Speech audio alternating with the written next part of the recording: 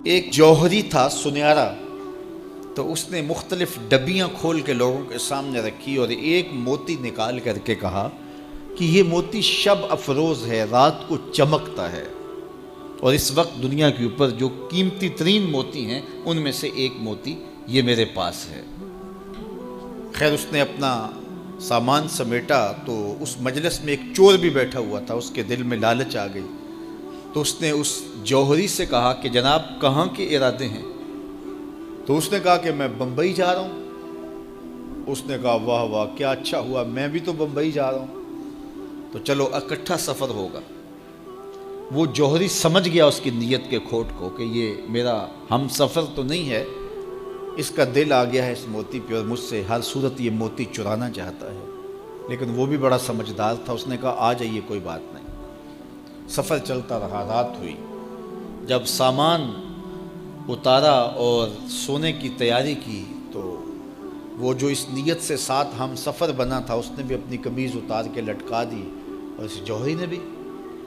اس جوہری نے یوں کیا کہ نظر بچا کے وہ ڈبیا قیمتی موتی والی نکال کر کے اس کی جیب میں ڈال دی اور خود بے فکر ہو کے سو گیا۔ جب یہ خراٹے لینے لگا تو چور اٹھا، اس کا سامان ٹٹولا، اس کی جیبیں دیکھیں، سارا دیکھتا رہا۔ خیر دن چڑھ گیا، جوہری اٹھا، اس نے نظر بچا کر کے اس کی جیب میں ہاتھ ڈال کر کے وہ موتی اپنی جیب میں ڈال لیا۔ صبح جب ناشتے پہ بیٹھے تو اس چور نے باتوں ہی باتوں میں بات کی، وہ آپ کے موتی کی چمک شمک نظر نہیں آئی رات کو؟ تو وہ ہنس کے کہنے لگا نہیں میرے پاس ہی تو تھا، وہ جیب سے نکال کے سامنے رکھ دیا۔ دل ہی دل میں بڑا حیرت زدہ ہوا، میں نے تو سارا ٹٹولا، یہ اگر کہیں تھا تو مجھے کیوں نہیں ملا؟ چلو آج سے ہی۔ اگلا دن آیا تو پھر اس نے قمیض اتار کے رکھی اور اس نے نظر بچا کے اس کی قمیض میں وہ موتی ڈال دیا اور خود بے فکر ہو کے سو گیا۔ یہ ساری رات اس کے سامان میں، اس کے لباس میں تلاش کرتا رہا اور وہ مزے سے سویا رہا۔ صبح اٹھا اور نظر بچا کے اپنی جیب میں ڈال لیا۔ ناشتے پہ پھر بات کی کہ وہ آج بھی کوئی چمک شمک دکھائی نہیں دی۔ اس نے کہا میرے پاس ہی تھا، جیب میں ہاتھ ڈالا اور سامنے رکھ دیا۔ بڑا حیرت زدہ ہوا، دل ہی دل میں سوچا چلو کل صحیح۔ اس نے پھر ایسے کیا اور یہ ساری رات اس کا سامان ٹولتا رہا پوری تفصیل کے ساتھ۔ خیر جب صبح ہوئی تو اس نے پھر نظر بچا کے اپنی جیب میں وہ موتی رکھ لیا تھا۔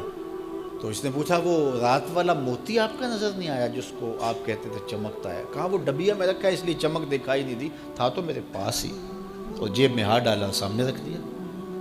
یہ سر پکڑ کے بیٹھ گیا، میں روز اس کی جیب ٹٹولتا ہوں، سامان بھی دیکھتا ہوں، یہ رکھتا کہاں ہے؟ میں نے تو کوئی جگہ نہیں چھوڑی۔ اس نے کہا سچ بتاؤں میں تیرا ہم سفر نہیں تھا، میں چور تھا، میں تم کو بتا رہا ہوں۔ اب آپ میرے بھی استاد نکلے، مجھے اتنا بتاؤ کہ یہ موتی آپ رکھتے کہاں تھے؟ میں ساری رات ٹٹولتا رہا اور 3 دن ہو گئے مجھے، میں نے کوئی گوشہ نہیں چھوڑا، آپ کا سامان کھول کھول کے دیکھا ہے، آپ کا لباس الٹ پلٹ کے دیکھا، لیکن مجھے ملا ہی نہیں، یہ رکھتے کہاں تھے؟ مجھے یہ تو بتاؤ۔ اس نے کہا لوگوں کی جیب میں ٹٹولتے رہے، اپنی جیب میں ہاتھ ہی نہیں ڈالا۔ بلے شاہ اڈدیاں پھڑنے جڑا گھر بیٹھا ہے انہوں پڑھیا ہی نہیں۔ وَفِي أَنفُسِكُمْ أَفَلَا تُبْصِرُونَ، کہا تم کہاں اسے ڈھونڈ رہے ہو، ذرا اندر بھی اتر کے دیکھو، اندر اترو گے تو اس کا سراغ مل جائے گا۔ نہ مسجد وچ نہ مندر وچ، لب یار نو اپنے اندر وچ۔ جب اپنے اندر اترو گے تو پھر سراغ زندگی نصیب ہو جائے گا، عرفان ذات ہوگا تو پھر عرفان الہی نصیب ہوگا۔ لیکن ہم دائیں بائیں ڈھونڈنے نکلے لیکن اپنے اندر اتر کے نہ دیکھا۔ تو سراغ زندگی ملتا ہی تب ہے جب اس کی چوکھٹ پہ جھکنا بندہ سیکھ جاتا۔ تو اس کی چوکھٹ پہ جھک کر کے زندگی کی سربلندی حاصل کیجئے اور مقصد زندگی حاصل کی۔ دنیا میں 4 طرح کے لوگ ہیں، میں اور آپ جتنے یہاں بیٹھے ہیں کسی ایک زمرے میں ضرور ہیں۔ اب ہم نے یہ دیکھنا ہے کہ ہم کس گروہ میں ہیں، کس طبقے میں ہیں۔ فرمایا عبد رزقہ اللہ مالا و علما، پہلا وہ شخص جس کو اللہ نے مال بھی عطا کیا ہے، علم و شعور بھی عطا کیا ہے، فہم و ادراک کی دولت بھی عطا کی ہے۔ فہو یتقی فیہ ربہ، اور وہ اللہ سے ڈرتا ہے۔ علم جو دیا گیا ہے تو تقوی اس کی زندگی کا حصہ ہے، وہ مال کے معاملے میں بہت محتاط ہے۔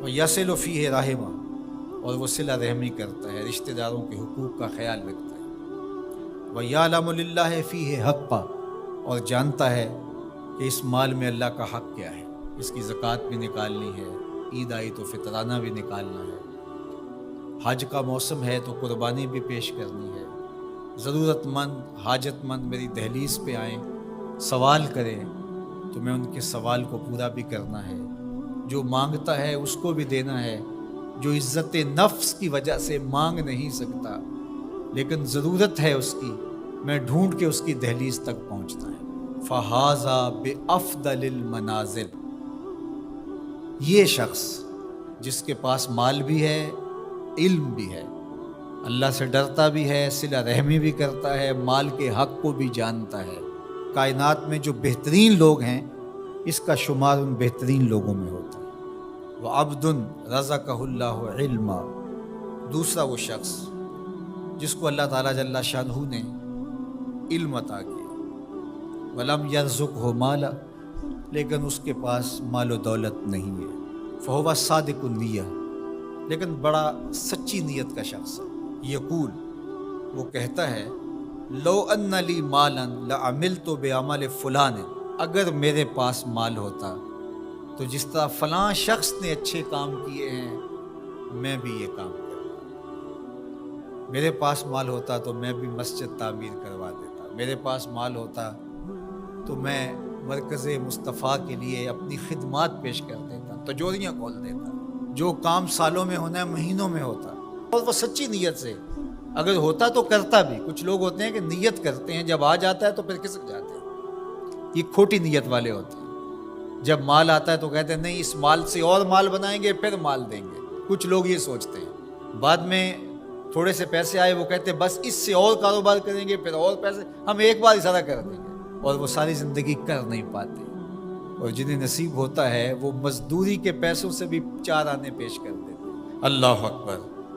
تو فرمایا کہ وہ سچی نیت کا ہے، اگر اس کو مال مل جائے تو وہ واقعہ ہی کر دے ایسا، تو فرمایا جب قیامت کے دن نامہ اعمال تولے جائیں گے یہ دونوں لوگ برابر ہوں گے۔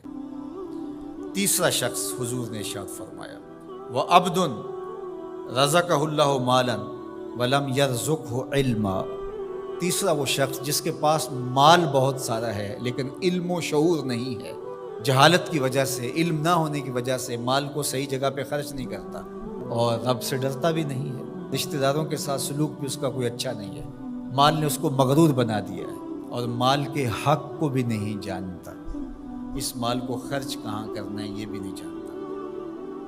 فہذا بأخبث المنازل، حضور نے فرمایا یہ خبیث ترین جگہ پہ کھڑا ہے۔ چوتھا شخص وہ جس کے پاس مال بھی نہیں ہے، جس کے پاس علم بھی نہیں ہے، اور وہ کہتا ہے اگر میرے پاس پیسے ہوتے تو میں فلاں کی طرح عیش و عشرت کرتا، میری بھی موجیں ہوتی، میرے میں کیا کمی ہے، تو وہ اس کی نیت کے ساتھ کھڑا ہو گیا۔ فَوِزْرُهُمَا سَوَاءٌ، اللہ کے محبوب فرماتے ہیں گناہ میں یہ برابر ہیں، یہ بھی اسی کی منزل میں ہے۔ اب میں اور آپ یہ دیکھیں کہ ان 4 میں سے ہم کوئی ایک ضرور ہیں، ہم کہاں کھڑے ہیں۔ اگر پہلی 2 منزلوں میں ہیں، پہلے 2 طبقوں میں ہیں تو شکر کا سجدہ کیجئے، اور اگر دوسرے 2 طبقوں میں ہے تو توبہ کرنے میں دیر نہ کیجئے، رجوع اللہ کیجئے۔ اللہ اکبر۔ تو اللہ کی راہ میں مال خرچ کرنا یہ خوش نصیب لوگوں کا مقسوم ہوا کرتا ہے۔